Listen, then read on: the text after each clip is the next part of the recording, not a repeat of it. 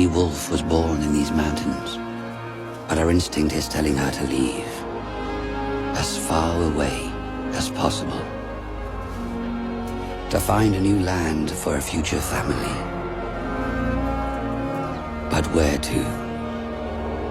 What lies beyond these mountains? She's yet to find out. She-wolf heads north.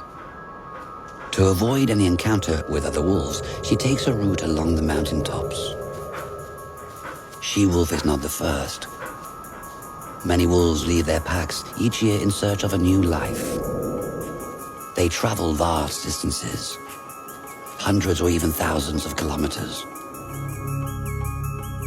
She-wolf leaves the Dolomites in March and enters Austria. In a few days, she crosses several mountain ranges.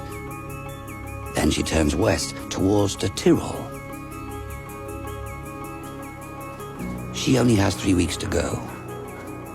Then she will give birth.